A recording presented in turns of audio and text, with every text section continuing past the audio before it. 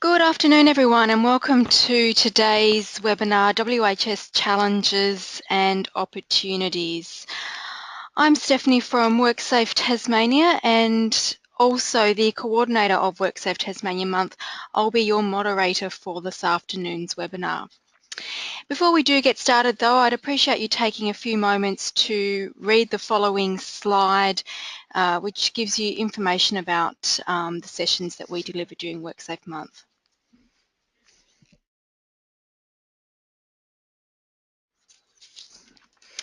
I'd now like to go over a few items so that you know how to participate in this afternoon's event. So we've taken a screenshot of an example of the attendee interface. You should see something that looks like this on your computer desktop in the upper right-hand corner. You're likely listening in using your computer's default speaker system. However, if you'd prefer to join over the phone, just select telephone in the audio pane and the dial-in information will be displayed. You will have the opportunity as well to submit text questions to today's presenter by typing your questions into the questions pane of the control panel. You may send in your questions at any time during this afternoon's presentation. We will collect all questions and address them during the presentation as well as at the end. We're also recording this afternoon's webinar, as we are doing with all of the webinars that we do run during WorkSafe Month. So we will progressively get those presentations up onto the WorkSafe site at the end of WorkSafe Tasmania Month. And lastly, when you do leave today's webinar, a short survey will pop up on your screen. So we do ask that you do complete that survey, provide us with your feedback and comments about your webinar experience and also about this afternoon's presentation. I would now like to introduce to you from IPM Safety, Gary Lebsant, who will present this afternoon's webinar, WHS Challenges and Opportunities. Welcome, Gary. Thank you, Steph, and good afternoon, everyone. Just a little bit about my background. So I have an engineering degree is my original qualification, and I have over 30 years of experience as an engineer and being a supervisor and a manager in an industrial environment. Some of the time it's been with BHP, some with Bluescape Steel, sometimes in projects in coal mines and other industries. And recently I've moved to Tasmania and currently working with IPM Safety.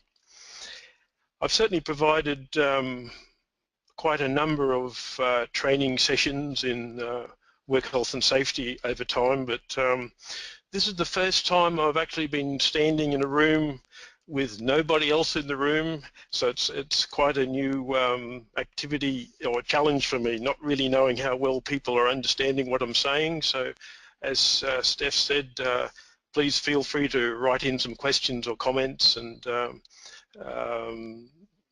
interact with me as we go this afternoon. Steph's actually not even in the room either. She's in another room because of some technical challenges we've had. But let's kick off. So work health and safety challenges and opportunities.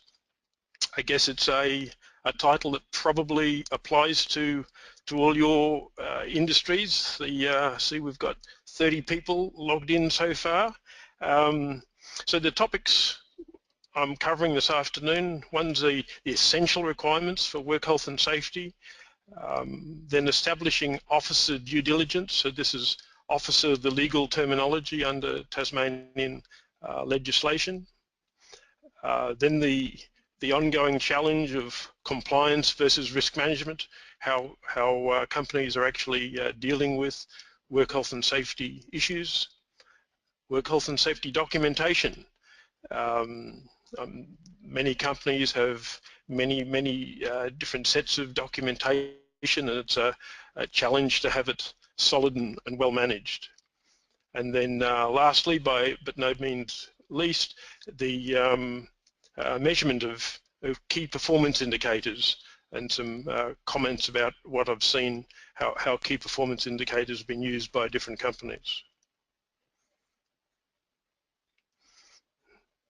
Just a question to Steph about how to move my screen. Oh, there's first screen, very good. So the essential parts of work health and safety for a solid system to be working at each company. So the generally we learn from others' mistakes, I guess, and certainly Piper Alpha. Not sure how many of you have heard of the Piper Alpha disaster, but Piper Alpha was an oil rig in the North Sea, just off England, off Scotland somewhere. It was built in and brought into operation in 1976 and operated quite satisfactorily until about 1988. And I'm having fun with my presentation here. Oh, there we go. So the started operation in 1976, but in 1988, a major disaster happened, which you can tell by this screen, with 167 men died as a result of this awful disaster. Now, there were, as you could well imagine, there was a thorough investigation into the incident, and this is where summarised that equipment, systems and people are the three main elements that make up an essential work health and safety system. So the essential requirements of a work health and safety system. So Brian Appleton, the technical advisor to the Cullen Enquiry into the disaster. So this was his statement, that it is the sum of our contributions to safety management that determines whether people we work with live or die.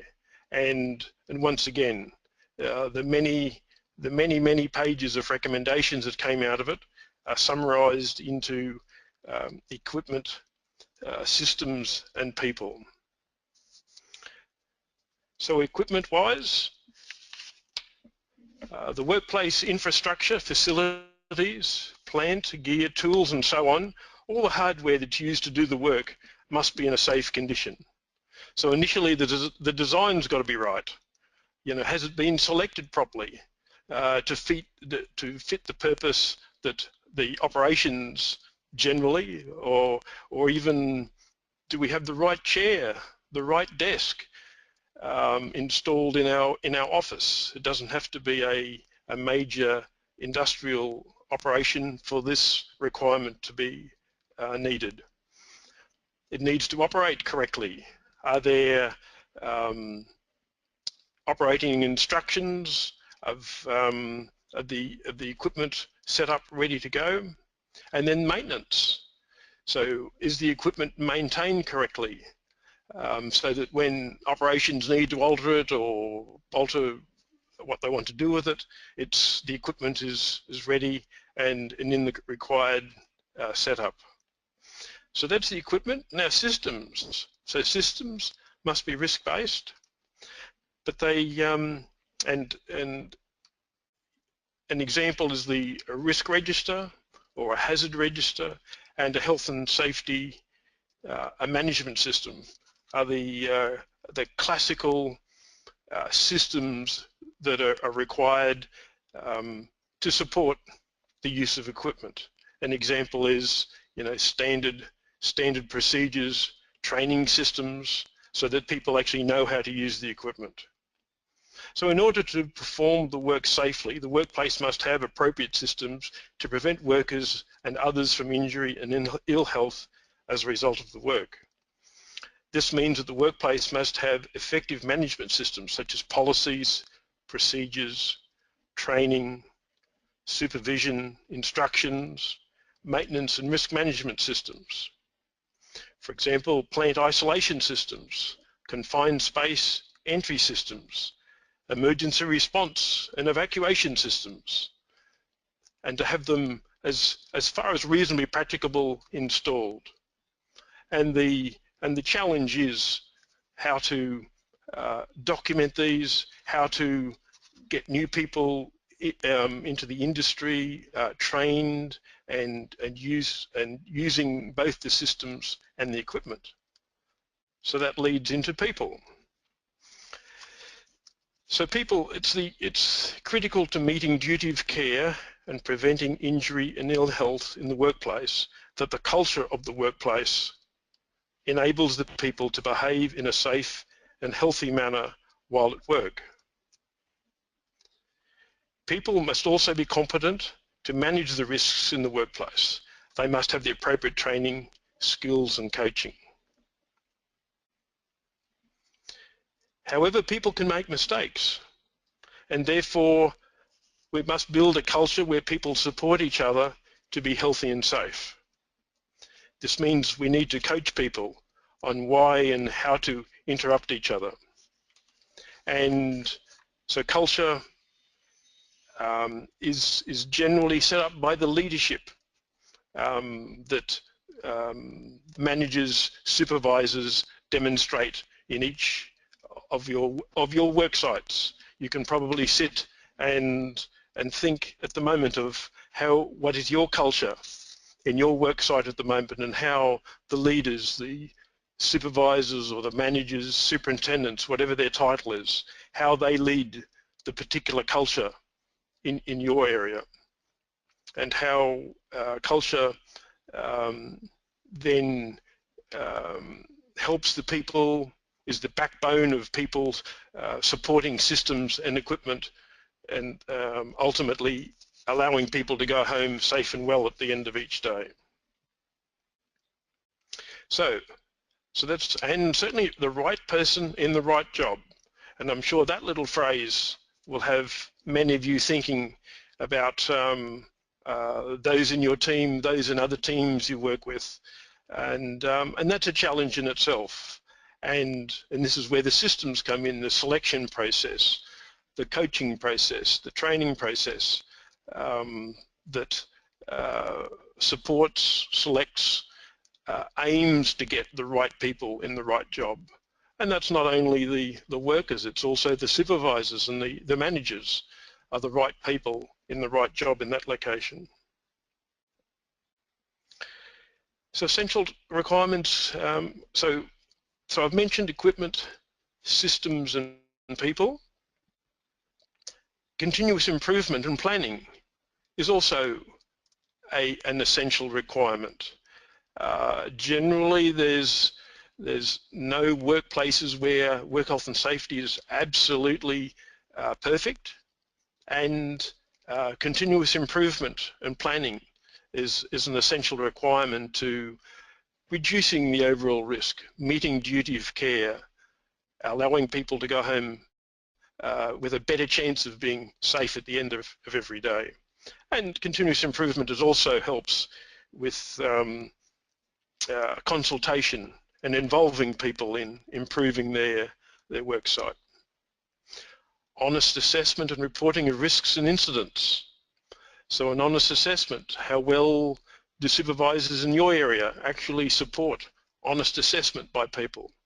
Do supervisors then report issues up the chain, so to speak? It's all an essential requirement to enable a work site to work safely or even to improve. You've got to have the assessment being honest in the first place, and the reporting. And we get to talk about, I'll talk about documentation a little later on, but the reporting of risks and incidents has been my experience that sometimes that system can be quite convoluted, complex, slows people down, they're not inclined to use it. So another challenge is to find a method of enabling, supporting people to report risks and incidents without them feeling it's such a big chore. And an important part of it is so that when they do report risks and incidents, there's actually some feedback comes back to them that demonstrates the benefits of their reporting risks and incidents, and they can actually see something happening and improvements. The last one here, constant alertness to complacency developing. So for those people with industries or work sites where there's very few injuries, certainly complacency is likely to come along, and bosses, people stop worrying, and that's one of the things that as soon as complacency comes, it means that the time between now and the next injury is getting shorter and shorter. It's certainly one thing I've learned is we need people constantly alert, helping each other. Certainly, as an earlier slide, I think I mentioned earlier, we're all humans, and we now and again will make a mistake, depending on how good a sleep we had the previous night, whether we had an argument with our partner, the dog was barking next door, whatever the issue was. There's things that stop us or challenge us to think clearly now and again, and good teamwork, constant alertness to complacency developing is one of the essential requirements of a safe work site. So we've got a polling question for you now. Which of these essentials does your work site cover? We'll just take a few minutes, and yep, Stephanie's controlling it now. Here's the quick poll. If you could just fill that out, and we'll see what sort of answers we get. And also, again, if you've got any questions, because that was the section on the essential parts of work health and safety, being equipment, systems, and people.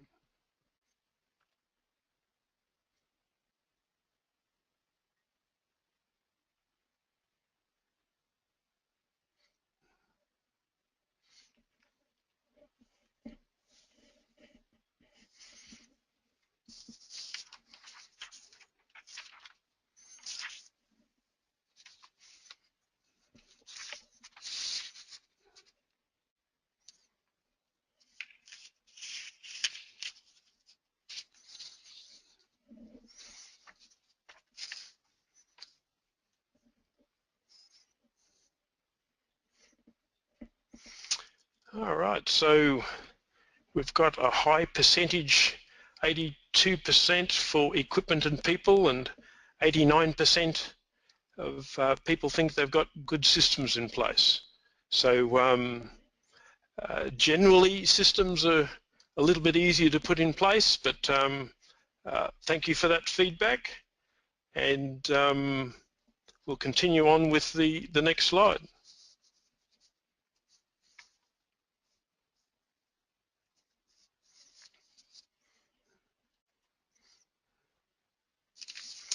So the next section is establishing officer due diligence.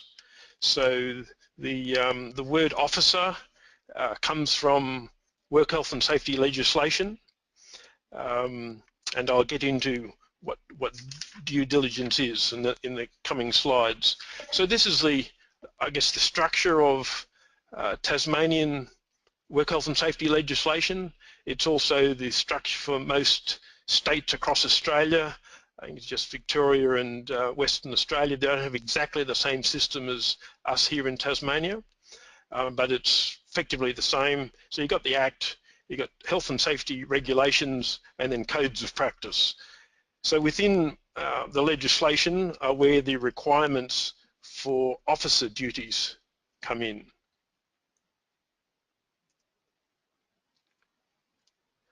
And if I get quiet now and again, it's only because I'm trying to get the slides to work. And I'm wondering, oh, here we go. So the key provisions of the Act. So they're the main provisions of the 2011 Act in Tasmania, as I mentioned. But the top three, so duties of care, duties of persons conducting a business or undertaking, PCBU, so that's the legal term for, I guess, the employer, whether it's the board or perhaps a person that owns a business, and this is where the term officer comes in. And the Act also talks about duties of workers and others, and it also talks about consultation duties. And the summary of these duties, so we've got the primary duty of care there in that the employer has. So this is the operation of the business.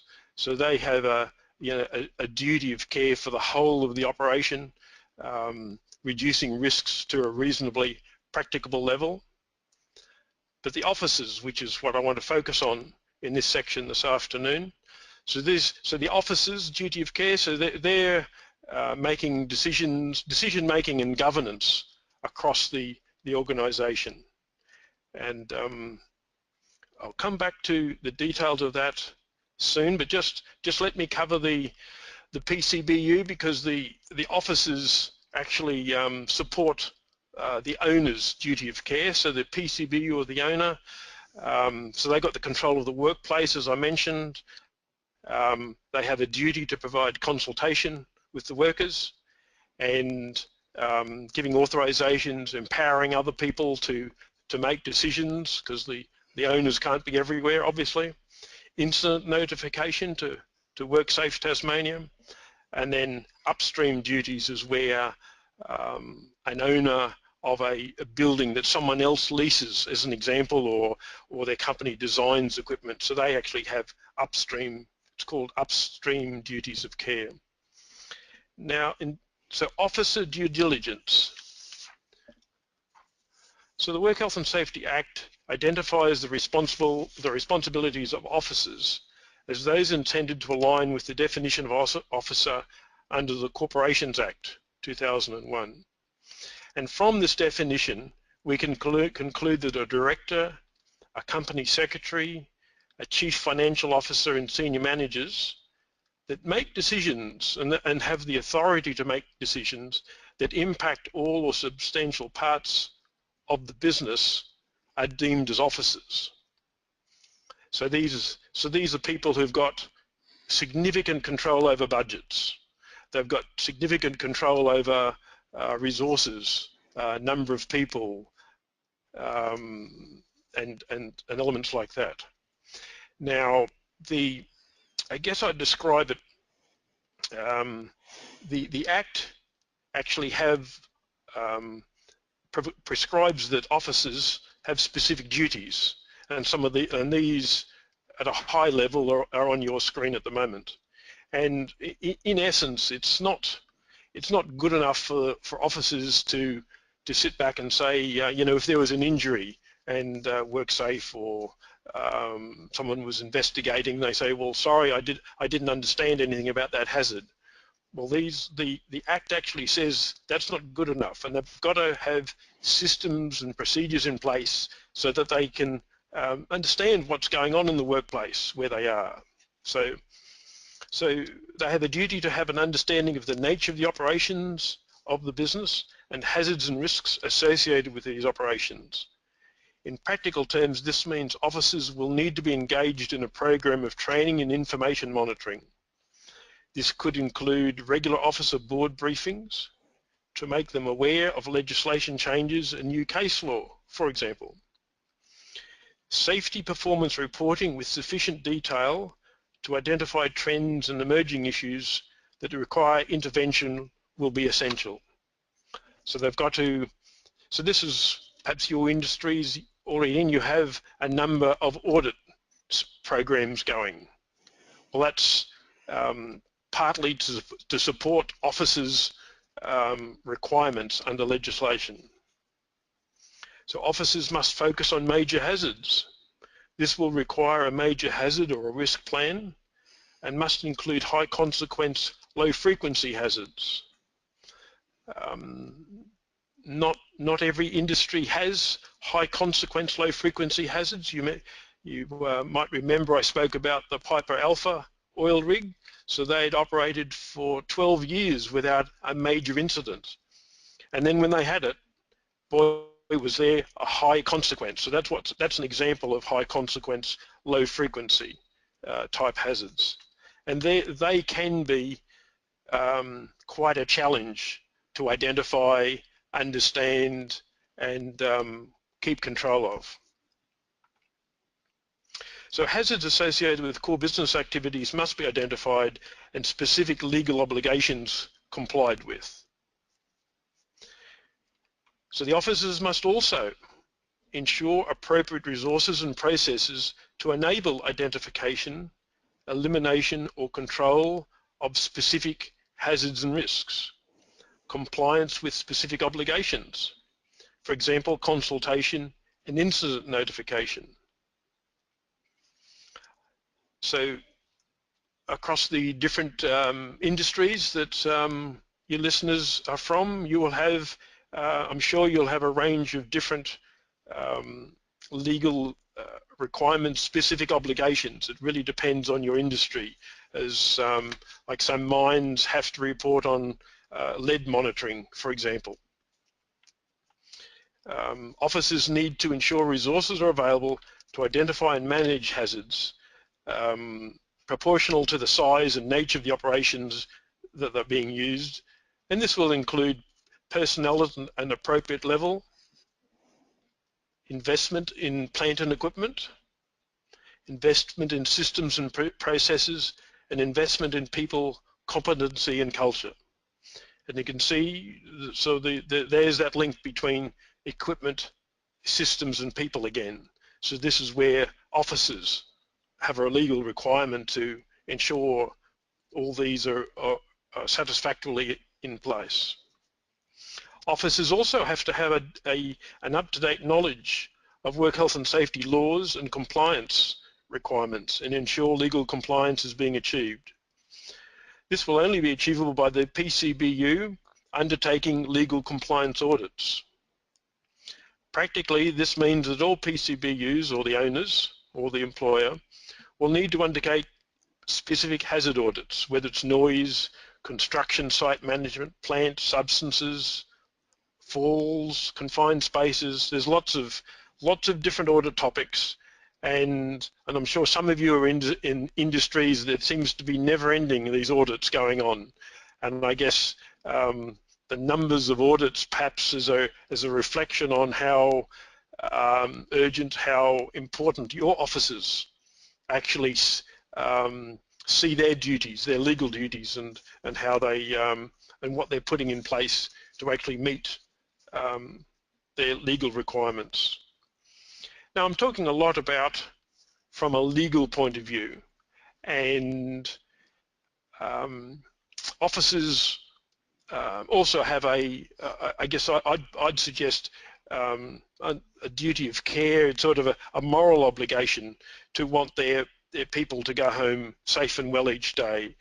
The government just tries to help this process by putting in all these rules and making it, I guess, putting various legal requirements and different penalties in place to try to help officers be reminded of what their duties are. I can still remember the general manager of the steelworks that I worked in saying to a quarterly briefing, he said, "Hey, you guys, I don't want to go to jail, and I want you to do this stuff, this work health and safety stuff." And he'd just got the message of what could happen to him if people weren't hadn't put in systems and procedures and following rules, etc.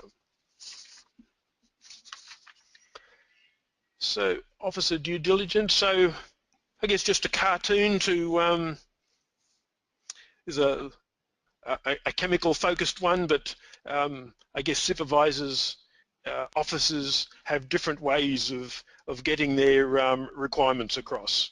This one was just a connection to chemistry. Once again, you can reflect on the different supervisors and managers that you've dealt with in your careers, and supervisors and managers will, as we're all different, they'll have different methods of getting their requirements across. And we mentioned later on this afternoon, I'll talk about KPIs, and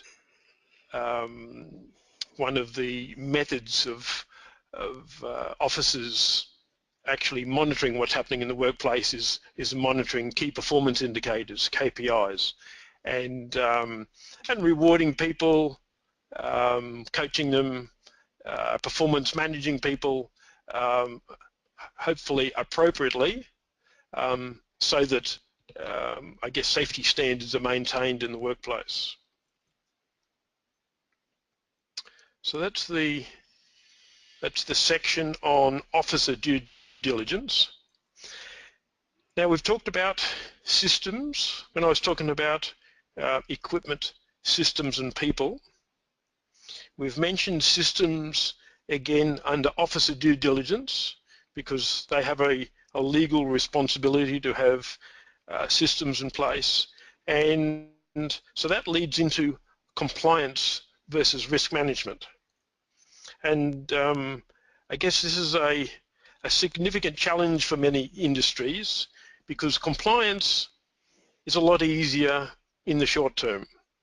How many of you have seen, perhaps taking an example, someone turns up on a work site to do some work and they ask him or her, have you done your JSA?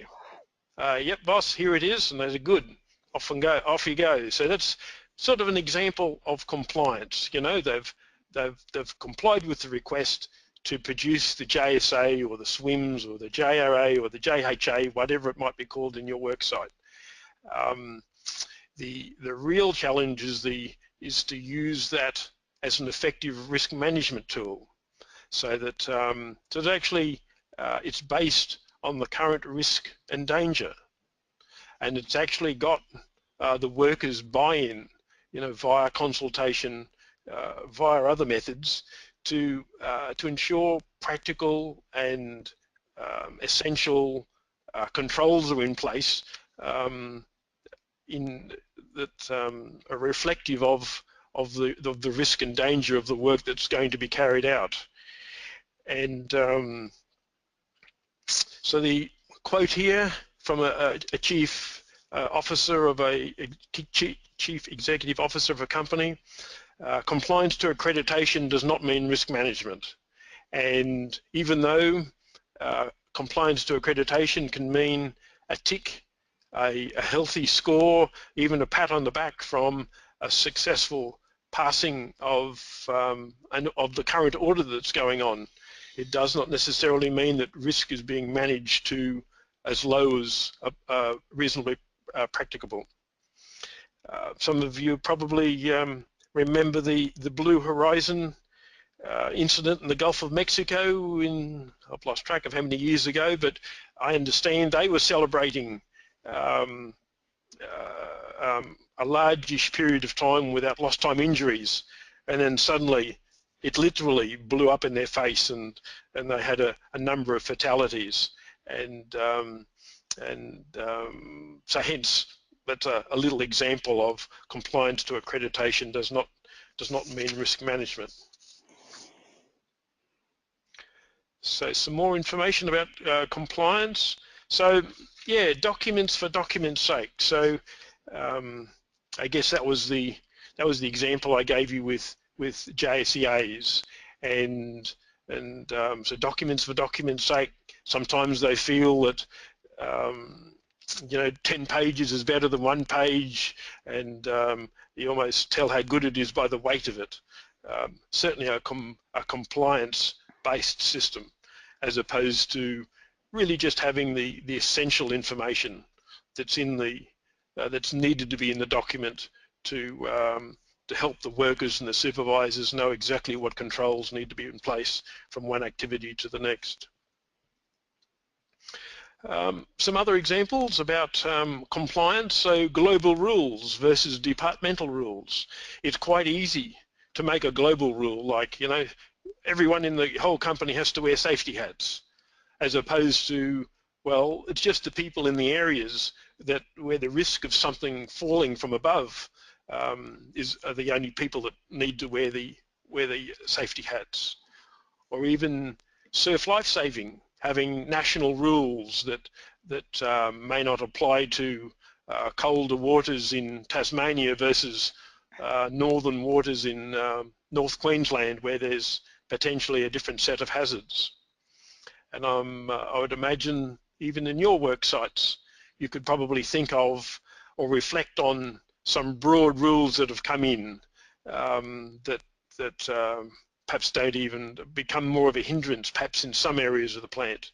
And risk management is around thinking through that and working through to what's considered to be, really needed in each area that's proportional to the hazard in that particular area. Another aspect, some procedures can be around for quite a while. So the same rules, the rules that we had in 1980 don't necessarily apply in 2015. Technology has moved on. And one of the challenges with documentation, rules, systems is that they need regular reviews. Double checking that they're still relevant. I've quite often heard over time where you hear an incident happened and the automatic response seems to be to add a document or add another paragraph as a corrective action. So once again, it's compliance. It's yep, we've had the incident. We need to do something. We'll add another document so that we'll train our people so they won't do that. Well, they won't make that error again.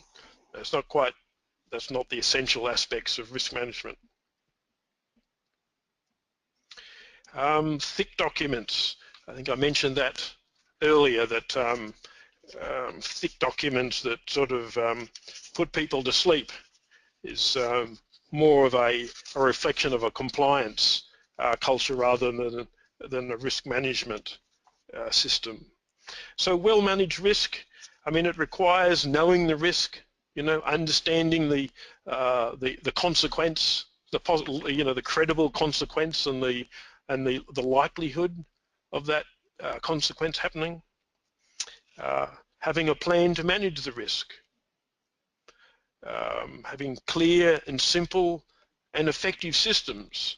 Sometimes we can certainly make systems complicated, like some of our incident reporting systems where we know we want to get to the root cause, so we ask all these, have all these questions that we have people to fill out in the report form, and they're not necessarily trained in it, and they need to go out and do their work, and so it becomes a problem for them. Accessible and easy to use systems is part of risk management, so that if people need to get information, they can readily access it and once again use it, whether it's via computer screens or hard copies. There's no one rule fits everybody. It's a case of whatever suits, depends what the environment is. Maybe it's too dusty or dirty or grimy for a computer system to work. So it's a matter of working through that. Certainly, so well-managed systems, so regular scheduled audits, inspections and interactions. Certainly it was one of the main lessons I saw that when I was in industry in the steelworks in New South Wales, when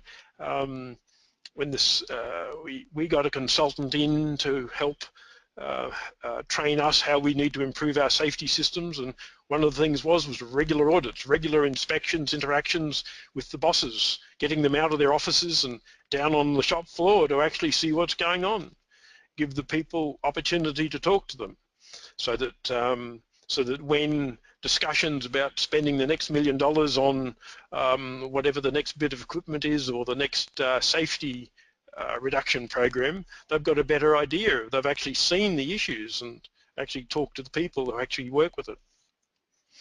So well-managed risk management, so having recording systems for data collection, analysis and planning.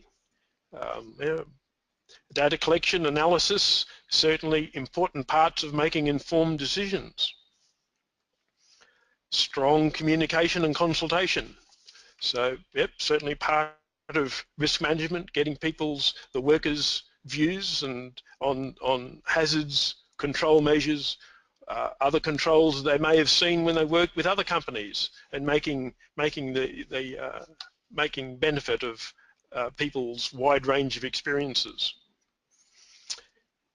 Also under a well-managed risk is sort of clear and positive leadership, which then leads to a positive attitude, a want-to culture, an improvement-focused culture, and then the development of middle management, which really depends on how big your company is, as to I guess how many levels of management you have.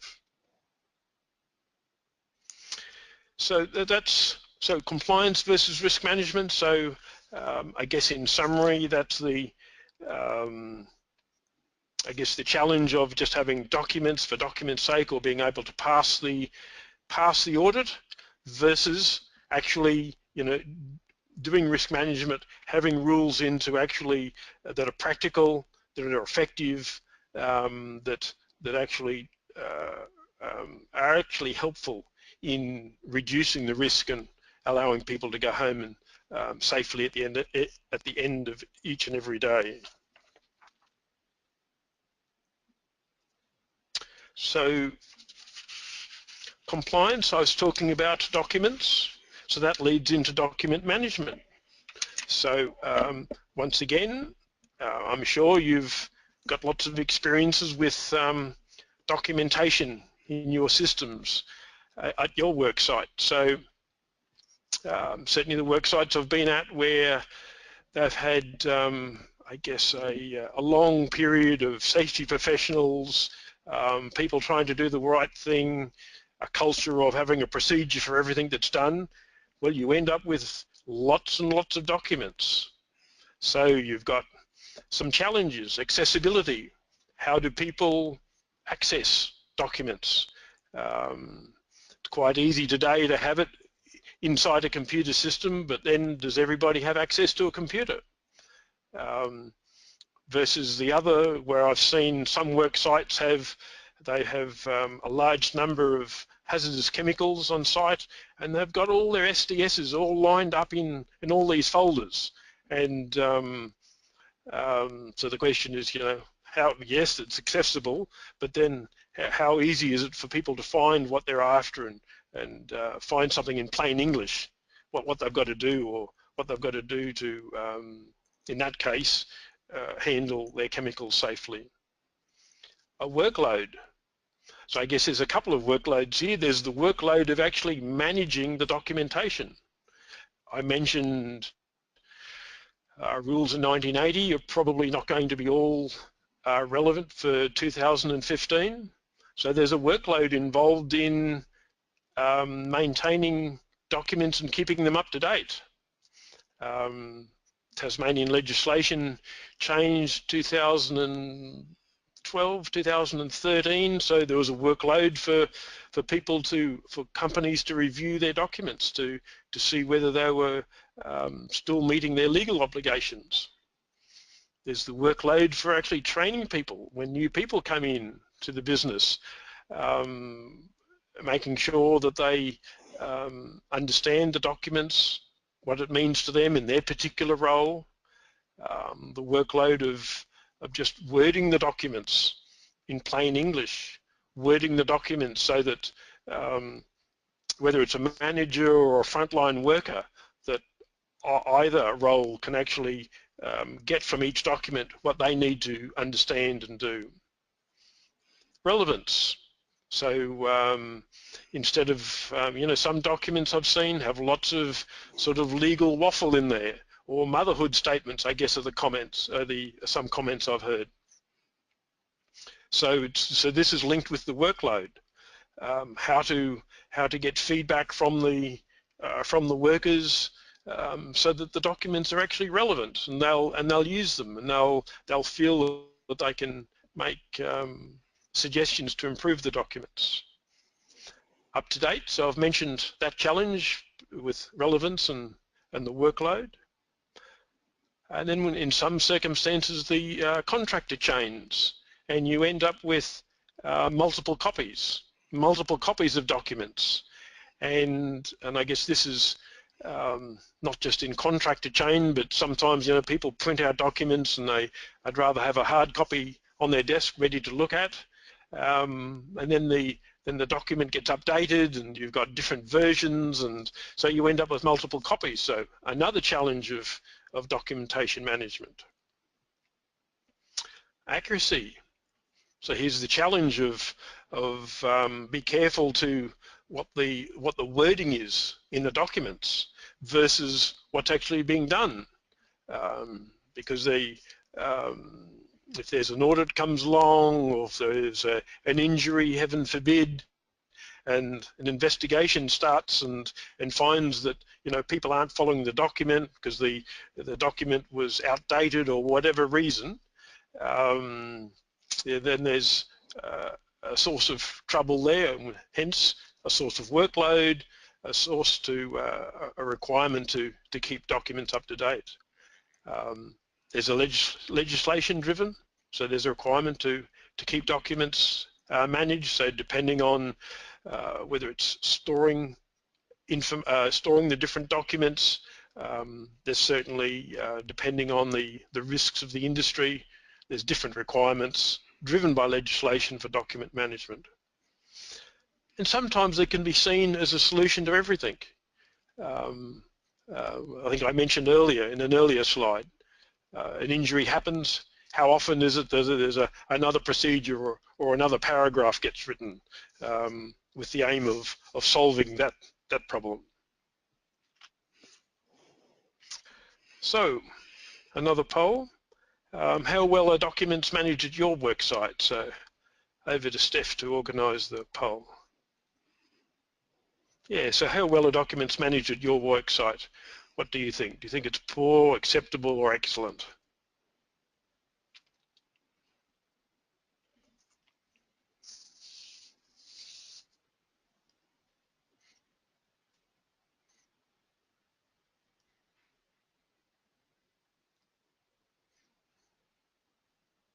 Okay, so I'll close the poll in a couple of seconds.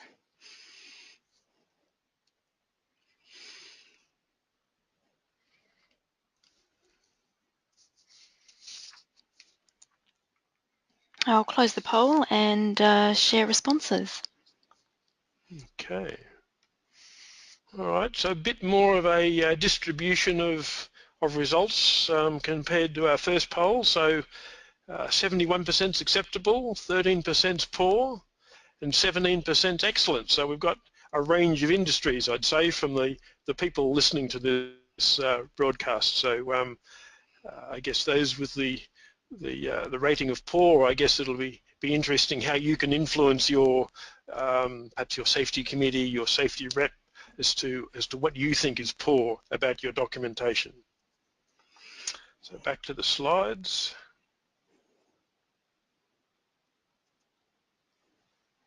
Sometimes I take a little while for the computer to behave itself. Speaking of having equipment that's ready to go all the time.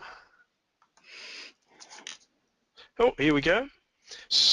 Yep, thank you, Steph. So yeah, just another cartoon trying to get the message across about the benefits of procedures, I guess.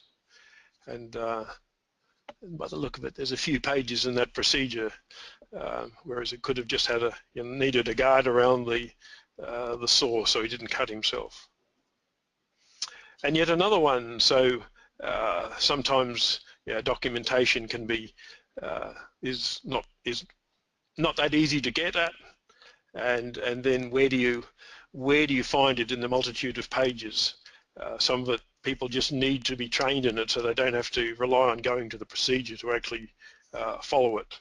In this case, in an emergency. Alrighty. So documentation. So many benefits in keeping records, and I probably don't have to go through each of these with you. I'm sure you've probably heard all this before, and but the challenge is it's sort of what I went through. You know, the workload, the relevance, keeping it up to date. But these are the benefits.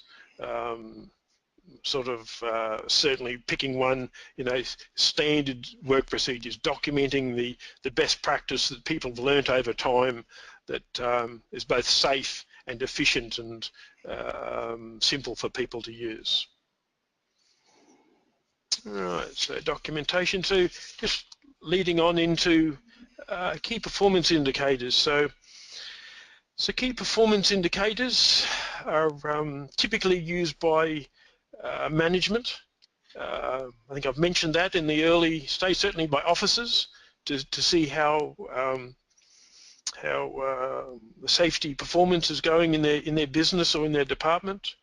Now trends. Trends are the key pieces of information to get from KPIs. It's not the specific number, but it's actually the trend. Is the trend getting worse? Is it getting better? What do we need to focus our efforts on, you know, improvement efforts on in the next couple of months? So on the screen now, I've sort of so these are lagging indicators. So there's two types of indicators broadly. So there's lagging and leading. So the lagging ones, very easy to measure. So these are typically, you know, after the injuries happen, how many injuries, or perhaps the injury severity rate. And once again, I'm guessing that most of your companies have some sort of indicators in this mode that are being monitored, and you may even be getting rewards or a barbecue or some sort of celebration when some typically lost time injury frequency rates have been, some records have been broken. So some leading indicators. So leading by the almost by what the word leading means. So this is leading up to the injury, before the injury happens. So for example, the number of hazard reports. Keeping an eye on, so I mentioned managers using KPIs, but also health and safety committees can use key performance indicators, so the trends. So I can check, well, how many hazard reports are being filled out on a monthly basis? Is the trend getting worse? Sorry, is the trend increasing, or is it dropping off? Are people getting sick of filling out hazard reports? Or is it getting, or there more hazards? Actually, is the workplace getting worse because of some changes and more hazard reports are coming in? So it's the trend is important, but then the next level is to actually go and look, what's it really mean? What's the message behind the trend? So number of incident reports, same sort of deal. The ratio of hazard reports to incident reports. Lots of workplaces I see, there's a requirement to report injuries, so incident reports, injury reports, whereas it's not clear cut as to when a hazard report needs to come in. So there's a theoretical ratio of something like 7:1 of hazard reports to incident reports, and if you're getting the ratio the other way around, 7 incident reports to 1 hazard report, the trend says that there's not enough people reporting hazards for whatever reason. Maybe they don't know what a hazard looks like, maybe they think the report will get ignored, but that's part of what health and safety reps, what health and safety committees, what their role is to understand, to give management some guidance as to why the trends are happening. Percentage of workplace inspections completed on time, so another lag indicator. Numbers of corrective actions overdue, so you have people filling out incident reports, and each incident report by definition normally has 1 or more corrective actions to be done. So you can track, well, how many of the corrective actions are actually done on time. So once again, check the trend. Are the corrective actions being ignored, or is the system for monitoring this, the management of it, is that not working too well? So various things, when you ask why is the trend going up or down, is where you start to learn or start to get the benefit of using key performance indicators. Percentage of staff have completed mandatory training, another KPI that can be followed with good effect. Okay, so another polling question. Do you have key safety indicators or key performance indicators displayed and used at your work site? So just a simple one here, yes or no, just to give us an indicator of how things are going at your work site.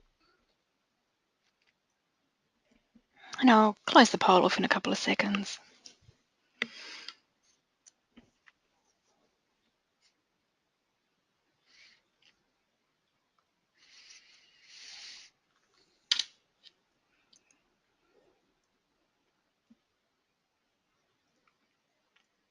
Okay, so I'll close the poll, Gary, and show the results. All right, so it's almost a 50-50 split. So some people are not seeing 43% of our 30-ish registered people are not seeing key safety indicators displayed at your work site. So once again, you could ask some questions, supervisors perhaps, and yeah, aim at improving the place. Thanks, Steph. We're close to running out of time. Any questions have come in, Steph? Not at this stage, Gary. I'll let you continue with the webinar. No, that's okay. I've actually, I think, when my slide scrolling button works again.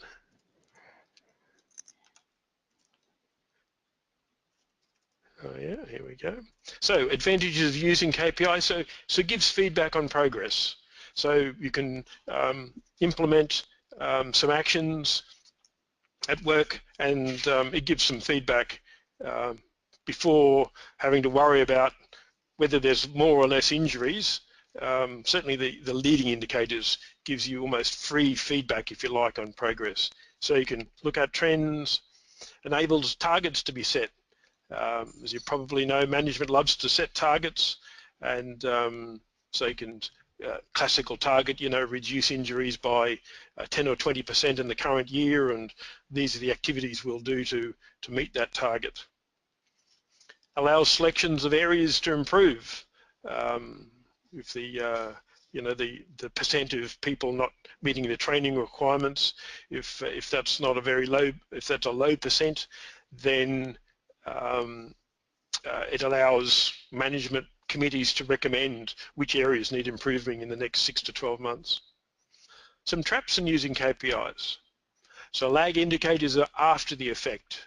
So you try to do something to improve, well, it actually takes time, and also people are suffering from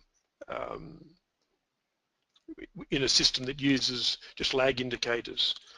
Suppression of reporting. So sometimes when there's rewards and celebrations, when some KPIs are being met, people start not reporting correctly, and so that's a trap and something that needs careful attention, keep an eye on. And once again, health and safety reps, health and safety committees who have people there who know what's going on can speak up and mention such things to management. And then a trap that there's a focus on the stats rather than the activities. And certainly the activities, the controls, the keeping people health and safe every day is the important thing. It's not just what the trend says of the KPI. Alrighty, I asked Steph about questions, and we've sort of somehow managed to take up the full hour. So I guess this is where I say thank you very much. And if you have further questions, feel free to contact me via our website at ipmsafety.com.au. And thank you, and back to Steph and WorkSafe Tasmania. All right, thank you very much, Gary. We've got a couple of minutes before we do close off the webinar, so if there are any questions that that anyone would like to ask, please do. While that's happening, I'll just run through. WorkSafe month does run up until the 30th of October, so please do have a look at the program of events, which is on the WorkSafe Tasmania website. Do go there, have a look at the calendar, what else is happening in the webinar space. We've also got more live feed sessions happening next week at the University of Tasmania, so do have a look at what sessions are on. We've also got our venue sessions coming up in the next couple of weeks too. So do have a look at what else we've got running. The HSR conference in Launceston happens next week too. Question that has come in, Gary, how do you form a work, health and safety committee? How do you form one? Usually one answer is usually with management leadership. And it's so it depends whether you want to form it. Well, I guess the essence of it is getting people, one representative from each area and group of people on your work site, and certainly have a manager, a senior manager in the group as well, so that when there's a discussion happening, you know, senior management you've convinced them what's happening, but it's getting a number of people together that represent the workplace and then meet on a regular basis. Okay, thank you. In essence of how to get the committee together. All right, thank you, Gary. Another question that's come in is it's not clear in my company or organisation as to who an officer is. Yes, certainly some organisations do find it a little bit of a challenge as to who the officer is. As I sort of mentioned, they are typically senior managers or owners who have the authority to set budgets and allocate resources. I guess my advice is to seek some help, you know, from external groups such as perhaps IPM Safety or WorkSafe Tasmania can come in and offer advice if they're really stuck, but certainly senior managers. Okay. And probably just a final question, Gary, is have there been any prosecutions in Tasmania under the new 2012 work health and safety laws? So my source of information is actually the WorkSafe Workplace Issues magazine has had details of such prosecutions, and maybe Steph, if you know a little bit more about that, I've seen your face on the cover of that magazine on occasions. I do have one here about. I think Hobart likes to pick on Launceston. So Launceston City Council was fined $10,000 after a worker received a serious cut to her chin from broken equipment. It was actually in the Launceston Aquatic Centre. And so yeah, that happened in September 2014. So that was an example of where they were convicted and fined for $10,000. And certainly more information in the Workplace Issues magazine, December 2014. All right, thank you, Gary, and that's probably where we'll end it. But just on that point that Gary made about the Workplace Issues magazine, it is a free quarterly magazine that WorkSafe Tasmania puts out. So if you aren't a current subscriber and you would like your free copy, if you do head to the WorkSafe site and register your details, and you'll receive the next issue, which comes out in December. So on that note, thank you very much, Gary, for your presentation this afternoon, WHS Challenges and Opportunities. Thank you as well to everyone who participated in this afternoon's webinar, and please do have a good rest of the day. Thank you.